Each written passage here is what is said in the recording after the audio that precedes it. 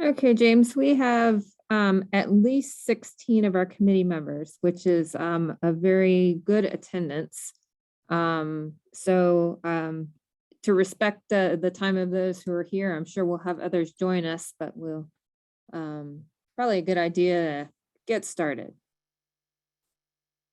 All right, sounds good. Thank you. So welcome, everybody. Thank you for taking the time to join us this evening.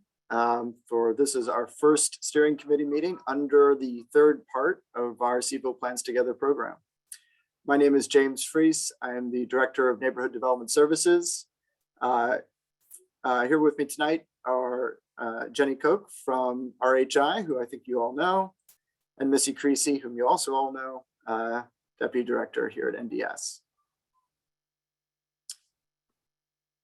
And now I got to get the slide to advance. There we go. So I just wanted to go over some quick meeting ground rules for tonight, just to ensure we have a successful meeting this evening. First, we are going to be working to ensure that all committee members have an opportunity to speak. We have a limited time together, so we want to keep those comments and questions short if we can. And then, of course, we are always happy to take written comments. When we get to the question section of the meeting, please use the raise hand function or type questions into the chat box. Please keep your phone or microphone muted. And of course, please listen and be respectful. So with that, move on and take a look at our agenda for this evening. We're going to start off with introductions. We'll be presenting on our project schedule and work program. Spend a little bit of time talking about our steering committee role and expectations. Then we have a question period where you guys will have an opportunity to ask us questions about the process and schedule. And then we want to dive into a little bit of a discussion on our community engagement program, particularly learning from you about what you guys learned in the last part of this work.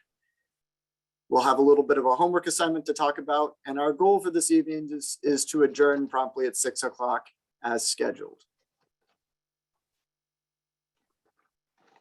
So for introductions, what I'm going to do is I'm actually going to stop the screen share for a moment so we can all see each other's faces, and we'll go around and ask everyone to give their name, what organization or group, whom you may represent, and then optional, if you like, tell us one thing you're excited about in the adopted comprehensive plan. So I'll have a little bit of time to think about that. So I'm going to just read off names by my list as I see them of steering committee members, and ask each just to introduce yourself. So I have Diane up first. Oh, hi, I'm Diane Dale. I was appointed to represent the neighborhood leadership group, which needs to be hopefully reorganized and come together. I'm also on the board of the Martha Jefferson Neighborhood Association. Excited, what I'm excited about. I think the process brought a lot of attention of the community to all these issues that have been in the background but not discussed.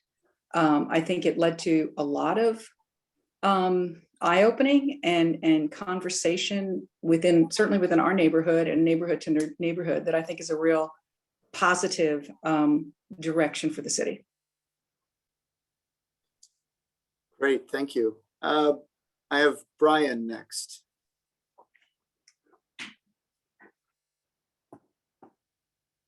Brian, is that a member of the steering committee?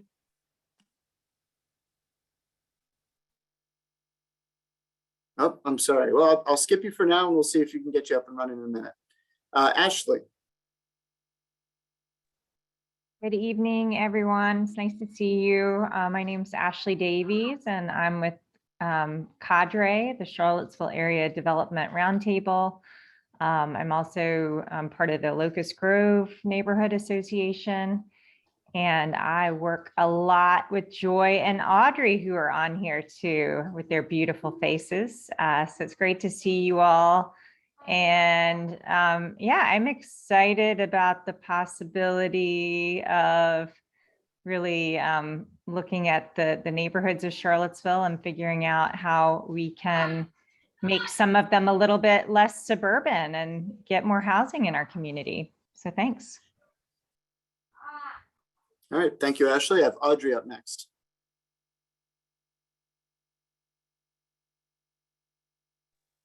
Hi, I'm Audrey Oliver. I am a public housing resident and also a board member of FAR. And I'm excited about just learning all the new processes of what it takes to build new housing in Charlottesville, and then just the process that you have to go through with the city and you know and all. But mostly excited about how we can learn to connect our neighborhoods to some of the projects throughout the city. Great, thank you, Audrey. Brenda. I'm Brenda Kelly, and I am the coordinator with the housing piece of the comprehensive plan as the steering committee member. And I'm excited that we have a housing plan in place. Great, thank you, Brenda. I have Carl up next. Hey, I'm Carl Schwarz. I was on this committee for the Board of Architectural Review, but I'm now on it for the Bicycle Pedestrian Advisory Committee. And I am excited that the city has finally decided to take some risk. And so I have no idea where this is going to end up, if it's all going to work, but it's nice that we've finally decided to do something different. Great, thank you. Christine. Christine Jacobs. I'm the director over at the Thomas Jefferson Planning District Commission. Charlottesville is one of our member governments, so it's really important to be engaged in this process. And I'm really excited about thinking about this work from a regional lens and how it intersects with what our other jurisdictions are currently doing in the same space with their zoning and their comprehensive planning. Thank you, Christine. Emily. I have Emily next. Hi, I'm Emily Dreyfus, and I'm with the Legal Aid Justice Center. I'm a community organizer with Legal Aid, and I'm also on FAR's Advisory Council. And I'm really excited to see some additional housing that will help stop the wave of displacement that is changing the culture of our city so much. Glad to be here. Good. Thank you.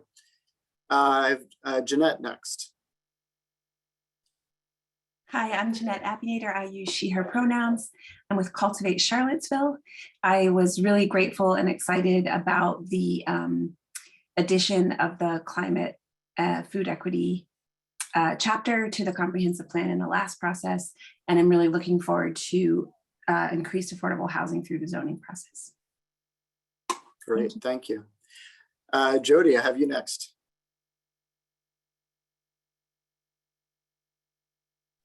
My name's Jody Lahendro. I'm representing the Planning Commission, and I'm excited about the challenge that we'll be addressing and hopefully solving between increased density and maintaining our historic presence and history.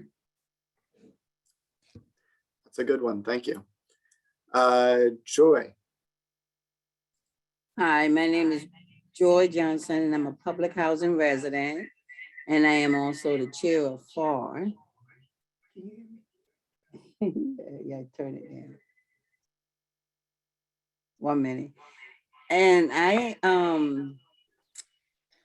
I'm excited that I will be involved in this process of making sure, trying to make sure that folks from 0 to 50% is in this zoning amendment or plan. So I'm ready to do the work. Great, thank you. Lena.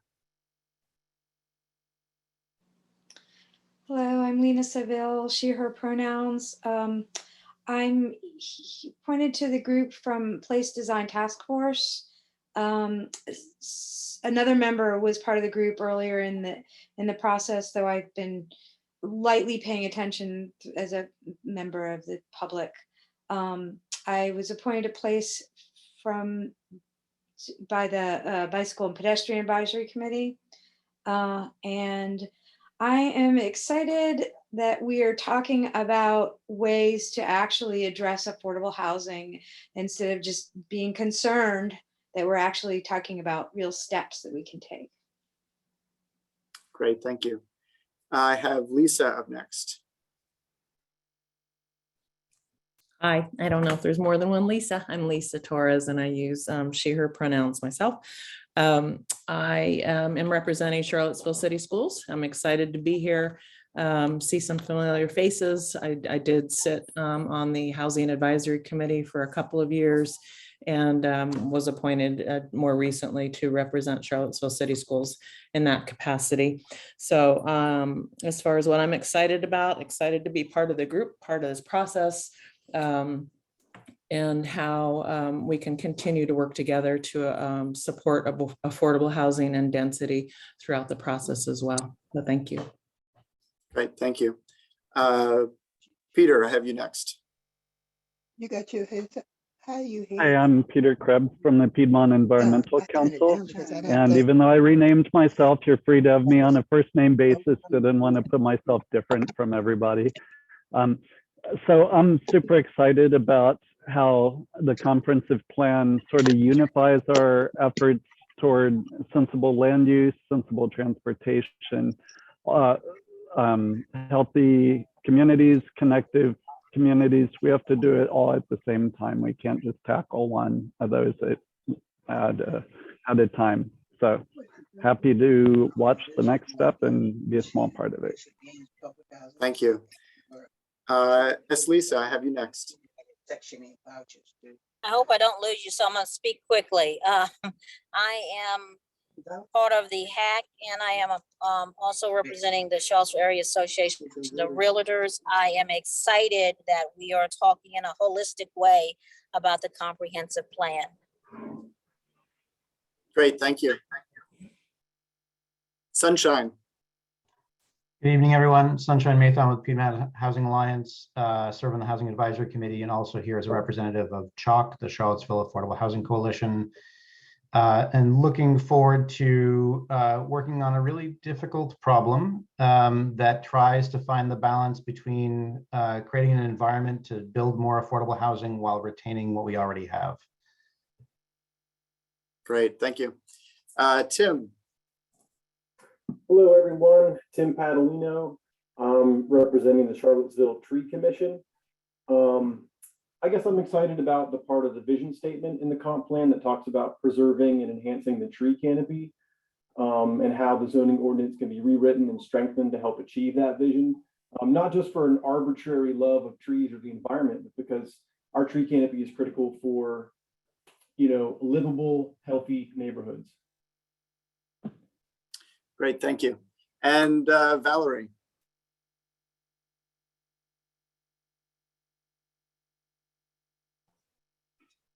Hi, good afternoon. My name is Valerie. Some people call me Val. I use she, her pronouns. I am here as a member of CLIC, as well as a long-term member, long-term neighbor of Charlottesville, being born and raised here. I am looking forward to equitable policies being put in place, as well as keeping Black people in their neighborhoods and in their homes in Charlottesville. The displacement of a lot of people, specifically Black people in Charlottesville, is just colonial and disrespectful. So I'm here to make sure that we do our best to uplift and just really respect Black people in Charlottesville. Great, thank you so much. Did I miss anybody from the steering committee? I'll just note, I think Brian is here representing in Juan Diego's place, I believe he said in the chat. His microphone Yes. wasn't working earlier. Yes, thank you. That's Brian Pinkston from the City Council. Thank you, Brian, for being here tonight. And I'm just going to note that we also have a number of staff from the Neighborhood Development Services office here tonight. Thank all of you for coming here this evening. And then we are going to come back to the presentation. I can test my tech skills one more time.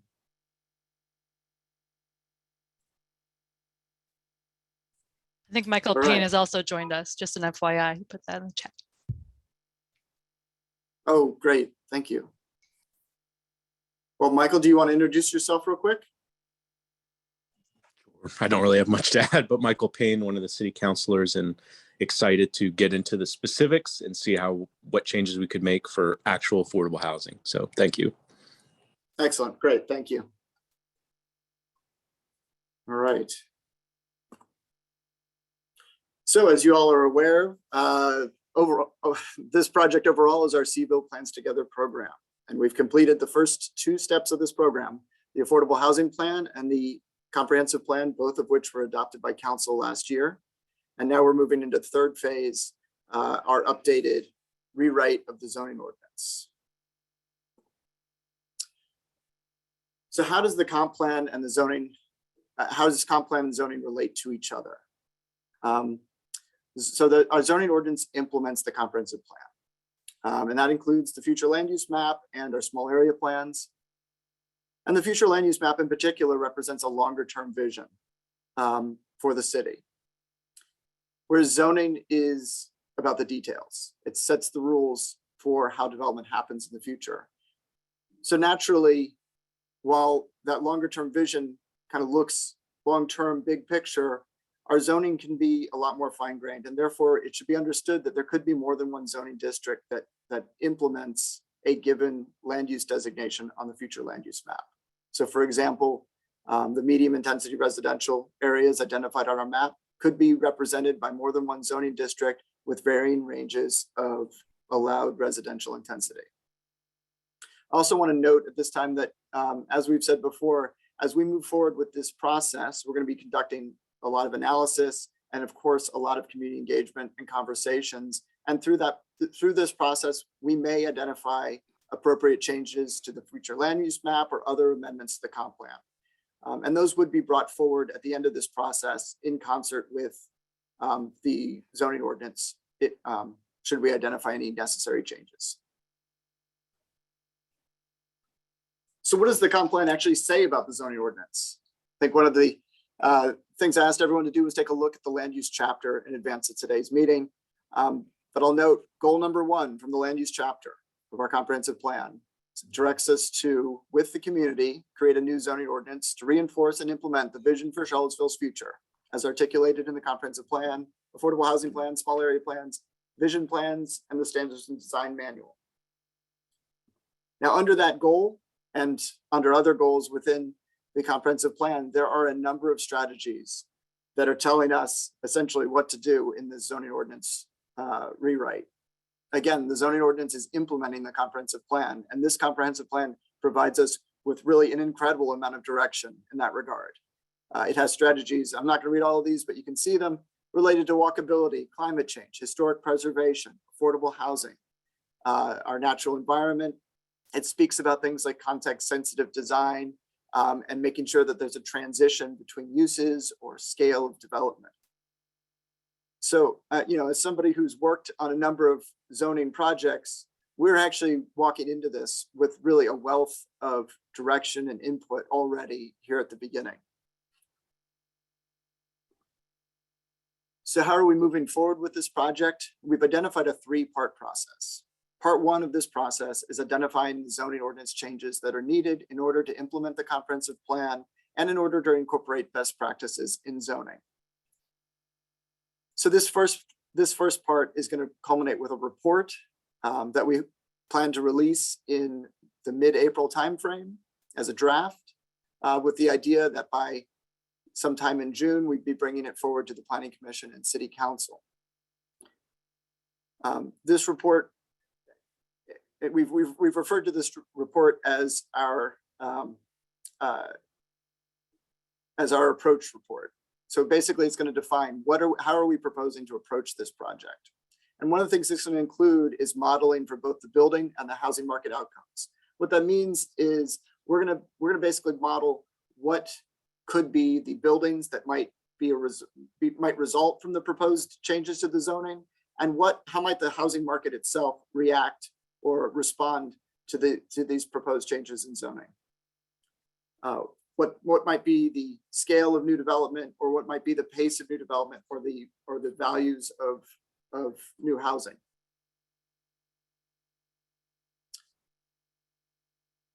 Assuming then from that approach report, we get the nod from the Planning Commission and City Council to move forward, we will then begin drafting the zoning ordinance itself. We anticipate doing that over the course of the summer, with the idea that a draft zoning would become available in September, October timeframe. We are going to be drafting it in kind of 3 chunks: the district and uses, the standards, those are things like landscaping, parking, lighting, signs, and then the processes and procedures that are part of the zoning ordinance. And while when we present, it will likely be the entire draft ordinance, it'll be part of our review process as we're looking at this, that we'll probably review it with the steering committee and others in these 3 chunks. The final part of this process is the actual adoption of the new zoning ordinance, which we anticipate really being about a year from now, all in. And this will include the standard public notifications and public hearings that we've seen before in front of the Planning Commission and City Council. So here's that timeline all laid out, starting where we are right now in the winter and spring, and moving forward through over the course of the next year.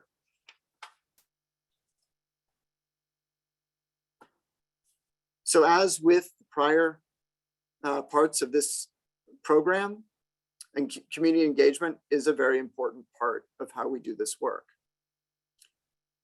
At this point in time, we're looking to our comprehensive plan to inform how we move forward with the community engagement portion. And in fact, we're looking to the brand new chapter in the comprehensive plan, which is our community engagement and collaboration chapter. And that directs us primarily in 4 ways. One is to look at our opportunities for public education and awareness. How can we ensure that the community is aware of this project and understands the materials that we're sharing and how to participate in the process? Inclusivity is essentially ensuring that everybody is welcome to participate in this process, and we focus our efforts on reaching those who might be less likely to participate on their own. Transparency is ensuring that we provide regular updates and clear information and respond in a timely manner to the questions that are raised. And then finally, effectiveness. That is assessing our work as we go on our outreach efforts and making adjustments. And that's one of those places that we're really going to be looking to the steering committee for input, helping us understand where we're being effective and where we can boost our community engagement efforts.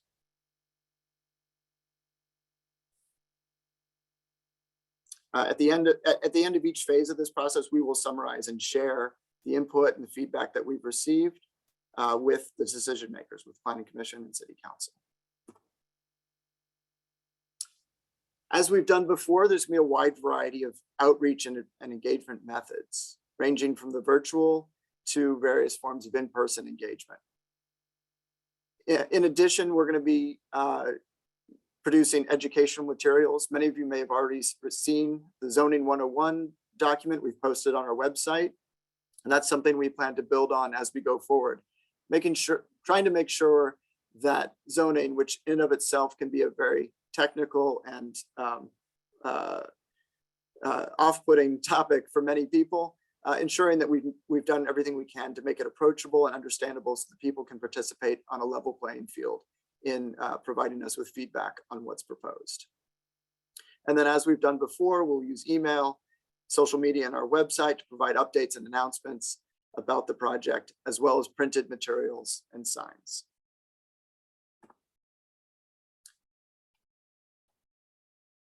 So to dive into a little more detail on that engagement process and kind of put it onto a timeline, with the release of the approach report, as I said, in roughly the mid-April timeframe, we'll be launching a number of opportunities for engagement and dialogue. We're going to do small group meetings with organizations and neighborhoods. We're going to do pop-up tables as if we've done in the past at events. And then we're going to do large-scale public meetings or webinars, depending on what is possible given the current state of COVID at the time. All of this information, data, input, feedback will be reviewed and analyzed. And at this point, we will be working with the steering committee to help us look at what we've received and what we've heard within the community. And then the Cville Plans Together team will produce a final draft, which goes to the Planning Commission and City Council. So what you can see here is that the process essentially starts broad and then it narrows down to a decision point. And then we follow substantially this same process when we release the draft zoning in the fall. Effectively, I call this kind of a measure twice, cut once approach. What I mean by that is we're going to have the approach report, which says what we're proposing to put into the draft. We're going to get feedback on that. We're going to make changes based on that feedback, and then we'll submit something to Planning Commission and City Council in order to move forward. Then we draft the zoning ordinance document itself, get feedback on that, make changes, and then it gets presented to the Planning Commission and Council for adoption. Measure twice, cut once. To go into a little more detail on the process, January and February, we've been engaged in the following tasks, many of which you've seen or may have seen. Getting the website up to date. We've done some meetings, including a meeting with our technical review team of staff, and we've met with cadre, in fact, representing developers, engineers, architects, and others involved in the development process, in order to better understand where are the sticking points in the existing zoning ordinance on a real technical level. And then we're updating materials and essentially preparing for the project to get started. Moving forward, we have the upcoming approach report. And as we lead up to that, there'll be additional meetings in-house. And then when that report is released, we'll begin, as I said, the community engagement program outlined before.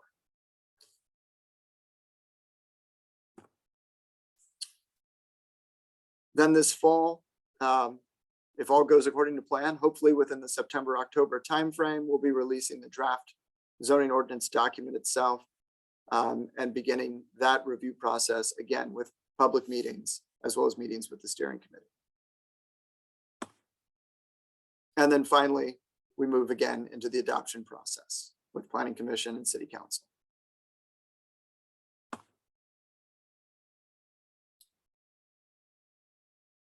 So the role that we're asking of the steering committee for this process going forward is similar in many ways to the role previously, but a lot of the focus right here is going to be on providing feedback to the Cville Plans Together team.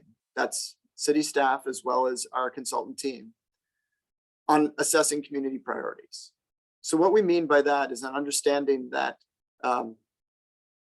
there are many, many goals written into this comprehensive plan.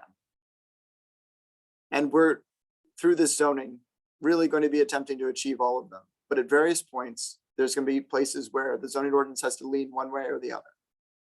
And in those places, we'll be taking feedback from the community and we'll be looking to the steering committee to help us identify where those priorities might be.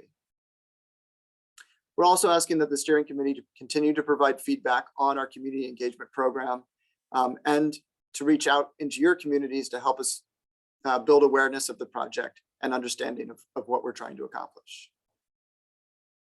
And then finally, we ask that you review the draft zoning elements themselves and provide us with feedback. That'll be both the approach report that's forthcoming and then the draft zoning when that comes out in the fall. So at this point, I'm going to move to discussion questions. And what I'd like to start is just if there's any questions on the process and schedule itself. So what I'd ask is that folks raise their hand, and then I'll go ahead and try and call on folks. Missy and Jenny, if you could help me identify people who might have raised their hands in case I missed them. Sure, and just to clarify, you mean the virtual hand, not the I actual do, hand. thank you, I do. I mean, Making sure. please raise your virtual hand and let us know if you have a question. You also can put questions in the chat. So Joy so has first, got her hand up now. First hand I see. Joy, you're up first.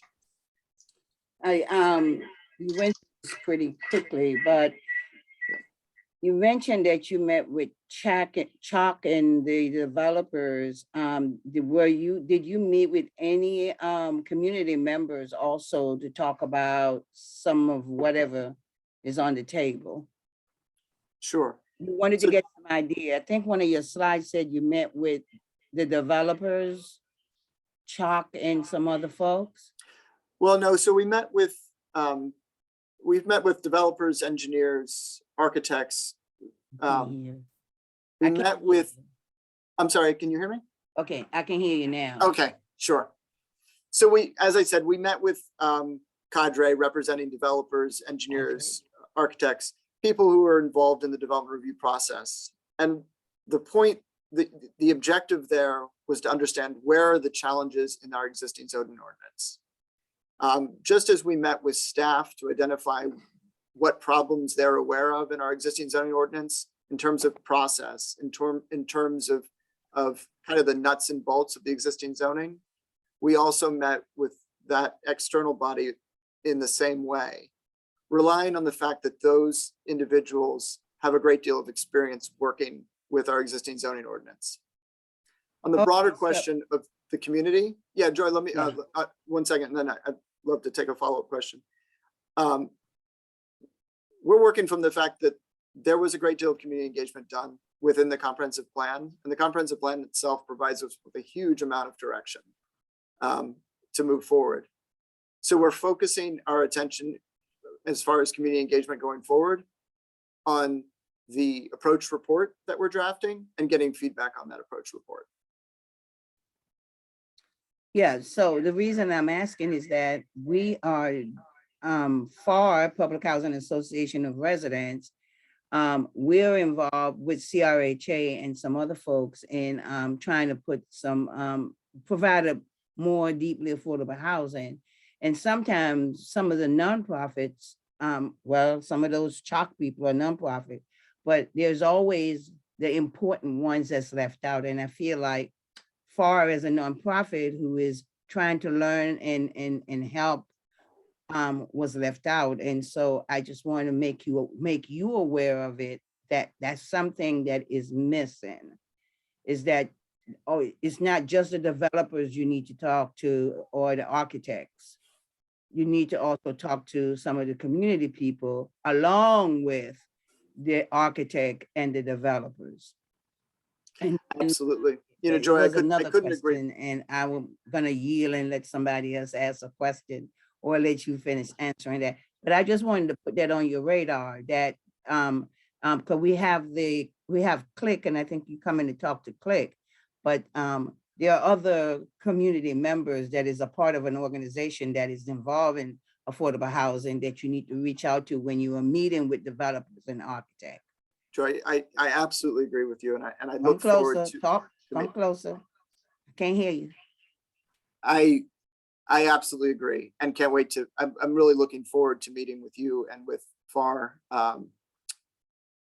Again, our intention at that point in time was to get technical feedback on the zoning ordinance, but we will absolutely be looking to meet with a lot of different groups with the release of the approach report. So I look forward to doing that. Appreciate that. And it was something else, I'll come back. Thank you. I don't see any other hands currently raised from the steering. Up here comes. There we go. Some. Lena, I think would be next. Absolutely. Thank you. I just wanted to mention that, you know, if you're specifically trying to do the technical stuff, there's still Chalk who you might want to talk to. Only talking to cadre kind of seems like there's a specific influence. And there's, you know, other people who have technical experience that are, you know, nonprofits and come from other directions, but specifically dealing with cadre is focusing on the profit sector. And I think that might be problematic if that's your focus. Sure. And, you know, I absolutely appreciate the comment. the intention really was recognizing that many of the people involved with Cadre are in fact also involved in many of those nonprofit groups, nonprofit projects. But I hear the comment and I absolutely appreciate it. And I'm also very much happy to take written comments or to reach out and talk with you, Lena. If you'd like to talk directly, I'm happy to talk with you. You know, I mean, I don't think I personally have the expertise. That's why I would want you to speak with them. I guess I'm saying that, you know, in the future, if you're reaching out to for-profit developers, you should balance that with nonprofits as well. Sure. Thank you. I think next up we would have Peter. Hey, everybody. Thanks, James. That was a great conversation, great intro. Just go ahead and tell me so if this is going to come up later in the presentation. But my question is about the alignment between the zoning code and the future land use map. So generally, a future land use map talks about, you know, this is what's happening in this part of town, and it doesn't need to care too much about the specifics of a parcel. But this future land use map is specific to the parcels. So what I'm wondering is what happens if in the process of the rezoning, we determine that a certain way of using a parcel does not make sense compared to what the future land use map says. And on one hand, it could be okay if they're different, but on the other hand, I would prefer to see a zoning code and Bloom that are like in lockstep with each other. Thanks, Peter. Yeah. So the intention there is if we come to the conclusion that a land use designation needs to shift over a block or a parcel or whatever, if it represents, I'll just say what we're proposing is that we would amend the comprehensive plan. So if in the course of this process, we determine that changes need to be made as you described, or as we might determine, we'll bring a package of comprehensive plan, land use map amendments forward in conjunction with the zoning ordinance. Does that answer your question? Yep, perfectly. Thank you. Absolutely. Great. I think Emily is up next. Hey, I'd like to hear some information about how you might reach the people who are generally not involved in these processes. I think there's a lot of people, especially low-income folks, very low-income folks, who are not actually members of any association or wouldn't likely be caught through a meeting. And I'm wondering if some of the great plans that we had before COVID hit about one-to-one outreach from peers to neighbors would be possible if COVID allows. Great, Emily, that's a great question. And it really hits on one of our priorities coming out of the comprehensive plan and how it provides us with direction on community engagement, that we would reach out and specifically make efforts to reach out to those types of hard to engage populations. Jenny, can I kick it over to you to answer this question? Yeah, and in short, Emily, yes, we are looking to, let me put on my video briefly. We are looking to go back to some of those strategies we laid out originally, getting some additional peer-to-peer outreach, as you had talked about, some more, we want to coordinate closely with you all when we're thinking about scheduling, like we did pop-up events previously. We want to make sure we're really targeting locations where we will be reaching the folks that we know we want to be reaching. And so I know we can use y'all's help and feedback on that as well. And zoning, even more so than the comprehensive plan, is very technical. It can be very technical. And one of the goals of this process, the zoning code in general, is to make it more easy for everyone to use and understand. But even in that, it's still going to be very technical. So we're also going to be looking to make sure everything we're sharing with people is very, very clear and can be understood at various levels. So that's another goal here. But yes, in short, yes, going back to hopefully being able to use some of those more in-person strategies we had discussed previously. Thanks. So that question did start to segue us over to our community engagement questions, but I'll just ask, are there any further questions about the process or the schedule? The only hand up is Lena's. Lena, I didn't know if you had another question. Jody just raised his hand, so perhaps Jody, we'll kick it to you. You are muted though. On it, you'd think after 2 years I'd learn. This is either for James or Jenny. During the comprehensive plan process, the medium intensity residential area received a lot of discussion, and we ended up with parameters decided upon, but also agreeing that they would be tailored towards a particular community within the land use category of medium intensity residential. Will that tailoring happen during the diagnostic analysis phase, or is that something that's going to come back to us as part of the draft next fall and winter? Yeah, that's a good question. And Jenny, I'll let you also answer, but I just want to clarify so folks understand, this is what we were referring to earlier, where we said that more than one zoning district might be developed to implement any given land use designation. And in particular, we do anticipate the medium intensity land use designation on the land use map to be implemented with more than one zoning district. And those zoning districts, just to use a more direct example, the land use designation, medium intensity, said up to 12 units.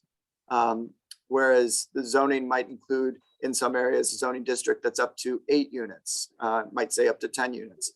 And then other areas might say up to 12. And those will be based on factors that are related to the individual neighborhoods or areas of that medium intensity designation. And I suspect the answer to that question, Jody, is that it may be a little bit of both, and that we may have some information around how those medium intensity areas might be divvied up or identified in the zoning, that then comes back with much greater detail in the later phase. But Jenny, do you have anything to add on that? Nope. No. Okay. Oh, Jenny. You summed it up well. Thank you very much. We also have Diane has a comment or question. Yeah, thank you. This is a question I've asked at any other meetings in the past, but now that we're on the new phase of work, I remain curious about this. The consultants team, which Jenny leads, we're not charged with updating a number of the chapters in the comprehensive plan.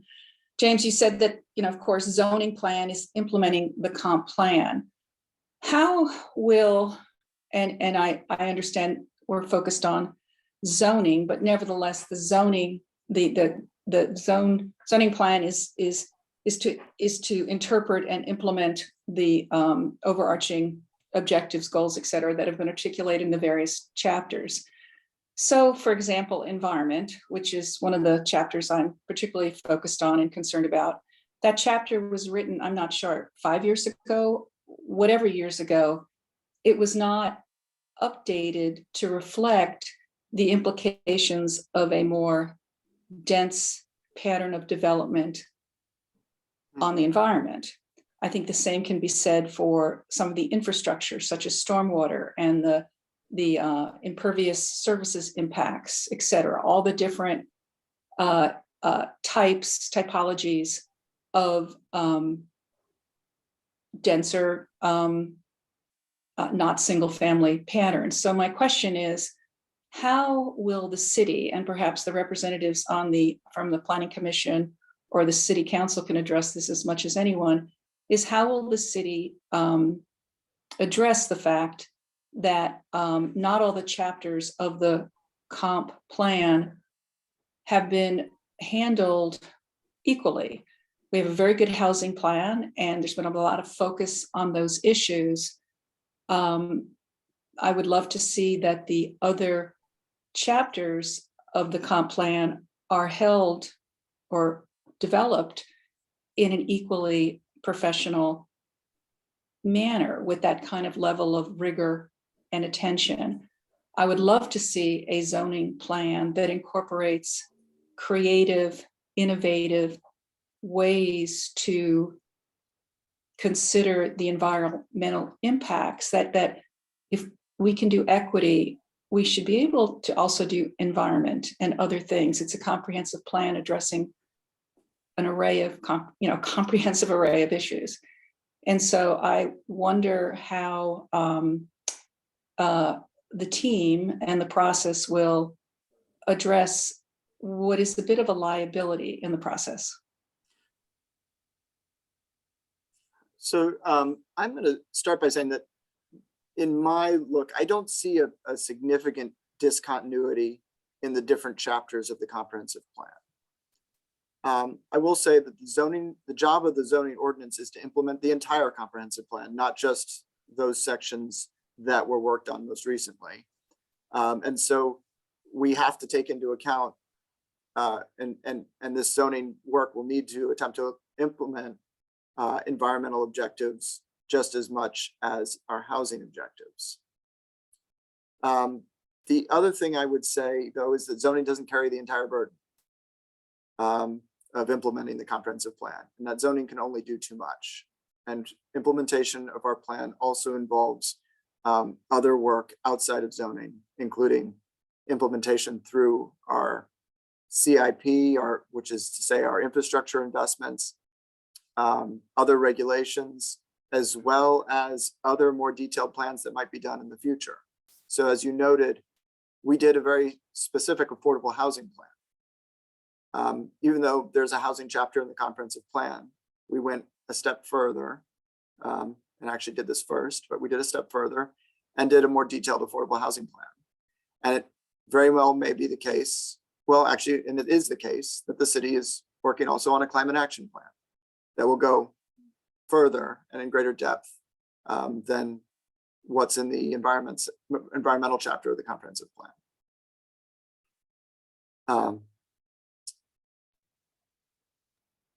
So yeah, that's my sense is that there is always the opportunity for additional work to be done in any of the areas that the comprehensive plan covers, because the comprehensive plan also in and of its nature is comprehensive. It's attempted to be citywide, while there's always an opportunity for more detailed work to follow on.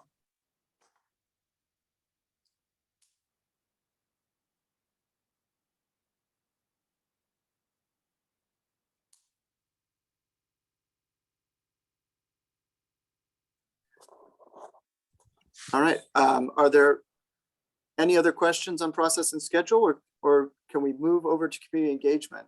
And in this, I would love to get anyone's reactions to lessons we may have learned in the process to date.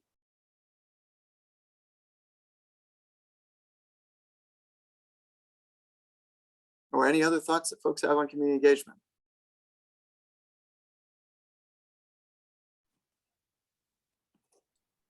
So I think Emily raised her hand.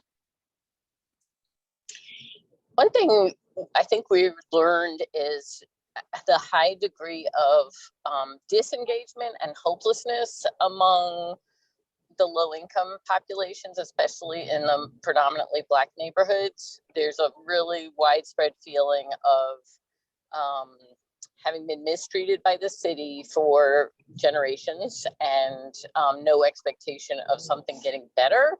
So in order to get input from people, what we really needed was much more succinct types of approaches, like not putting it in their hands to say, call this number or send this email, but actually asking like 1 or 2 questions about people's neighborhoods, or maybe like 5 questions at the most, something that can be verbally gone through in, less than 5 minutes when you're on a street corner, because people are willing to give input. They just don't have any faith that it's actually going to work. So they don't want to spend a bunch of time and energy on it.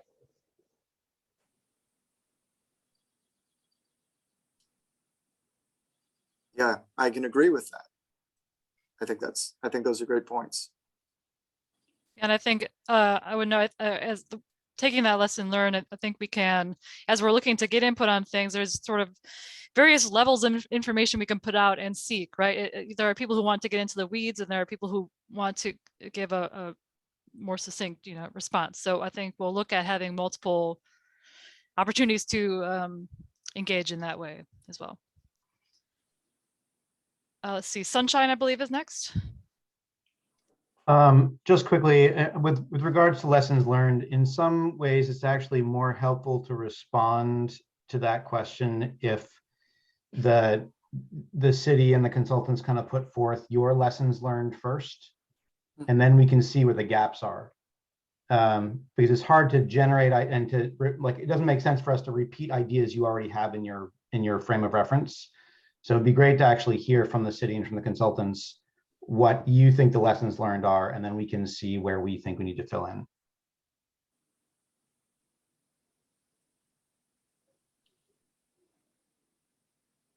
All right.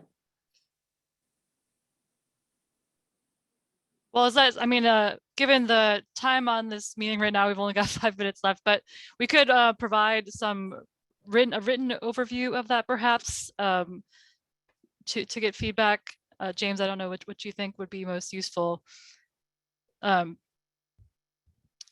I think part of some lessons we've gathered are what Emily has just mentioned, for example, some other things that came up earlier. And also, not that COVID is a lesson learned, but building on some additional opportunities we'll have now, hopefully, that we wouldn't have had in the height of COVID.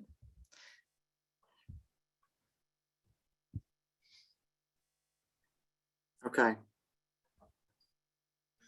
Diane? Yeah, thank you. I just wanted to repeat what I sent to you in an email today, just so others are aware of it. A lesson learned is none of us could predict the impact of the pandemic, and then the departure of Dr. Richardson on sort of some of the continuity of the process. And I was asked to represent the neighborhood leaders group in February, and that was the last meeting of the neighborhood group, and it's yet to be convened. And so I think that what did not happen was there was no real effective mechanism to communicate and disseminate information to specifically the neighborhood associations, all the neighborhood associations across the city. And so some of them were more actively involved than others because they had neighborhood representatives participating on the steering committee or other elements of the process who then brought information home. But there was just sort of a loose, informal, I don't even want to say network or exchange. It was very loose and informal. And so I just wanted to bring up that hopefully the city with new leadership is figuring out the appropriate mechanism to reinitiate, which was a good idea of Dr. Richardson, to have a quarterly meeting of the neighborhood association so they could come together and discuss issues in general. And certainly it would be a great opportunity to have an engagement that would contribute to this process. Yeah, Diane, thank you for that comment. I've also reached out to look for the opportunity to reconvene that neighborhood leaders organization and engage with them and talk about how we can have greater continuity of engagement through all the different neighborhood organizations in the city. So yeah, really appreciate that comment. Thank you. I believe Jody is next. This is Jody, and a recommendation I had when the Planning Commission was trying to do this 4 or 5 years ago, but we weren't able to implement it because of COVID, was to enlist the help of the African American churches in the city, to try and piggyback with them on events, on services or events with the churches. But they are still often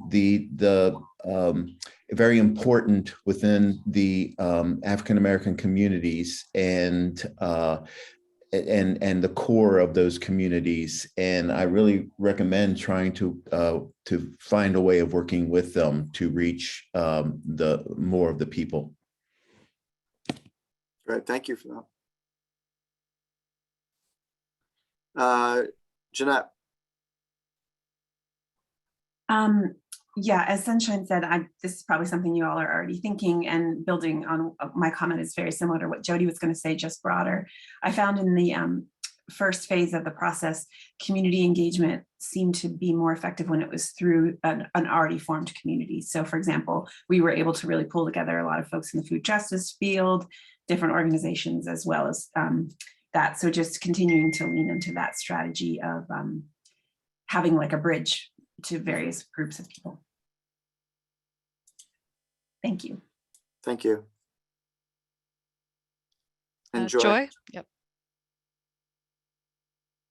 Yes. I just wanted to say that even with the meetings, the neighborhood meetings with the neighborhood leaders, a lot of neighborhoods that I represent, there's no one sitting at the table in that room. So I just want to make sure that I do support that idea, but none of our folks attend those meetings because when they have them at a time where people may be just getting off from work. So there has to be another way of reaching the community. And I think I have expressed that the community outreach in our neighborhood was not as good as it should have been. And so I just want to make absolutely sure we take that in consideration. And maybe we should figure out how the census people do it. I think that's the way that we can reach all the neighborhoods, is to have a cadre of people who are in the community, knocking at doors, talking to people, sitting on their porch, that kind of stuff. And that did not happen in our neighborhood. And so I want to make sure that that's on your plate. Yeah, thank you for that. And I think to connect back to the last comment as well about connecting in with existing organizations, I'm wondering, Joy, about what existing organizations and existing, for lack of a better word, infrastructure we can tap into to try and accomplish that goal or something similar. Well, you know, I've been giving this a lot of thoughts because of where our public housing is located. And we have, like, I think it's Kellytown, and somebody can correct me, but we have Madison Avenue public housing, which is not a part of the Rose Hill Drive Public Neighborhood Association. It's a part of the Kellytown. And I don't think they have an association, I may be wrong, who is in that room for them to be a part of it. And so what we do is we just put it on the FAR, but that's a bigger neighborhood, okay? And then you have single family homes that are in some of these neighborhoods that they're not at the table. And so I just want to let you know it's problematic in how we reach the folks that zoning will have a great impact on. And so the idea that I have, and you know, Miss Audrey, who's sitting in here, we talk about those things, about how we can better get people involved. And I think the whole idea of how the census people does it, they were in our community, whether we wanted to talk to them or not. They were knocking at our doors, whether we wanted to talk to them or not. I think that's how you're going to be able to reach it, because some of these neighborhoods does not have a resident association. Yeah. All right. I'm cognizant of the time, and I know that we only asked for an hour of your time, so I want to be respectful of that fact. But I see we have two other hands raised. If folks could indulge me, we can reach out, give those last two people an opportunity to speak. Lena? Yeah, and I can make this pretty quick. I think it's easy to understand. 2 points. My initial one that I wanted to say was that part of the early planning for community engagement was also about hiring people who are low income, people of color in low income neighborhoods to really get the word out that way, going door to door to really connect. And so I just wanted to make sure that, post emergency pandemic, that we're going back to thinking about hiring people. It's great to work if the events are already happening, but hiring community members, I think we reach a social network that we may not get to in other ways. And then the second thing was, I would also recommend, if you are reaching out to the churches, to make sure you're also reaching out to some secular options as well. So great. Right, Thank you, Lena. Yeah, you're referring to our peer engager program, which we are going to reincorporate now. Great. Valerie. I think Lena asked some of my questions, but also I feel that instead of hiring a few and paying a few community members for their work, I think that y'all should be able to put it in your budget to pay folks for their time and expertise. I know that would be a great incentive. Planners are paid for their expertise, and you're going into communities that have the information and the knowledge that y'all want. So y'all should at least put some incentive in there to pay folks for their expertise. Great, thank you. So I'm going to close out the question period. If folks remember back to the agenda, I did mention there being homework. So I'm going to assign two homework tasks.